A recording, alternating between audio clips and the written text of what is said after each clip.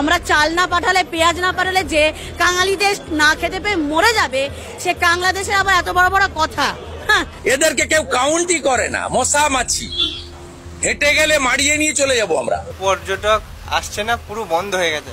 এই জায়গাটা বেশি বাংলাদেশের জন্য চলে, যদি বাংলাদেশ আসছে না মানে সবকিছু ধীরে ধীরে বন্ধ হয়ে যাচ্ছে। ভারত সবসময় বাংলাদেশিদেরকে নিজেদের ব্যবসার মেশিন মনে করত। তাদের ধারণা ছিল বাংলাদেশ তাদের ছাড়া চলতেই পারবে না, কিন্তু তারা ভুলে গেছে বাংলাদেশিরা এখন আর অন্যায় মেনে নেন না। তারা শিরদাঁড়া সোজা করে দাঁড়ানো শিখে গেছে। 5 অগাস্টের পর ভারত ভিসা বন্ধ করে দিল। তারা ভাবলো চিকিৎসা না পেয়ে মারা যাবে বাংলাদেশের মানুষ। পাশে দাঁড়ালো চীন।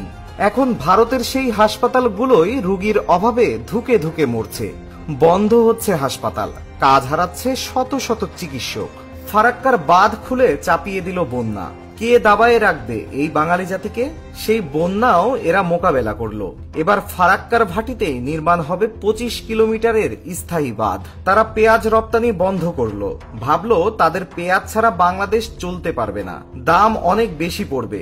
সেই গুড়েও বালি। 30 থেকে 35 টাকা কেজিতে পাওয়া যাচ্ছে দেশি পেঁয়াজ। অন্যদিকে ভারতের পেঁয়াজ রপ্তানি করতে না পেরে পচে নষ্ট হচ্ছে। ব্যবসা খুব খারাপ, লোকজন নেই তো, কাস্টমার নেই, ফাঁকাফাঁকি পুরো। বাংলাদেশি নেই তো, মেন তো বাংলাদেশি আমাদের বড় ভাই। তারা চেয়েছিল বাংলাদেশিদের চাপে রাখতে, কিন্তু বাংলাদেশের জনগণ দেখিয়ে দিয়েছে তারা বিকল্প খুঁজে নিতে জানে। বাংলাদেশের পাশে দাঁড়িয়েছে আমেরিকা, চীন, পাকিস্তান, নেপাল, ভুটান, থাইল্যান্ড সহ ইউরোপের বেশ কয়েকটি দেশ। আজ কলকাতা ফাঁকা, মার্কেটে নেই কানামাছিও। বাংলাদেশি পর্যটক না থাকায় বন্ধ হচ্ছে প্রতিষ্ঠান, পড়েছে ভয়াবহ বিপর্যয়ের মুখে। বাংলাদেশি পর্যটকদের নির্ভর করে গড়ে ওঠা ব্যবসায়িক কেন্দ্রগুলোতে এখন কোনো প্রাণ নেই।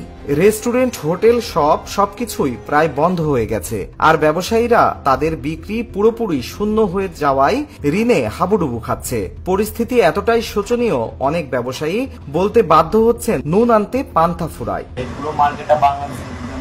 কত হোটেল তো শুনলাম বন্ধ হয়ে গেছে। অনেক হোটেলে থাকবে কে? বাংলাদেশি নেই।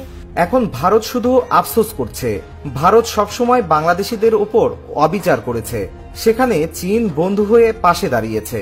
চীন কম খরচে উন্নত চিকিৎসার জন্য বিশেষ হাসপাতাল তৈরি করেছে শুধু বাংলাদেশিদের জন্য, যেখানে থাকবে না কোনো হয়রানি।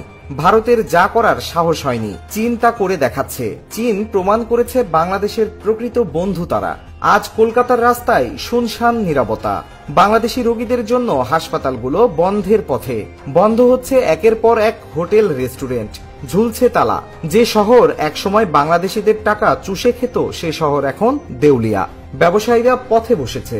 ভারত ভেবেছিল বাংলাদেশ তাদের ছাড়া চলতে পারবে না, কিন্তু তারা বুঝতে পারেনি বাংলাদেশ অন্যায়ের জবাব দিতে জানে। বাংলাদেশকে অবমাননা করে ভারত আজ নিজের কবর নিজেই খুঁড়েছে। তারা বুঝতে পারছে না চীন বাংলাদেশের জন্য এক নতুন দ্বার খুলে দিয়েছে। চিকিৎসা থেকে শুরু করে ব্যবসা, সব ক্ষেত্রেই বাংলাদেশ এখন ভারতের বিকল্প খুঁজে নিচ্ছে। ভারত আর বাংলাদেশকে ব্যবহার করতে পারবে না।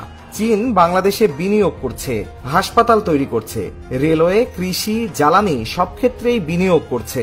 আজ বাংলাদেশ দেখিয়ে দিচ্ছে তারা কারো ওপর নির্ভরশীল নয়। কেউ তাদের কুক্ষিগত করে রাখতে পারবে না। চীনের সঙ্গে বাংলাদেশের এই সম্পর্ক কি ভারতের একচেটিয়া প্রভাবের অবসান ঘটাবে? আপনার মতামতটি কমেন্টে জানান।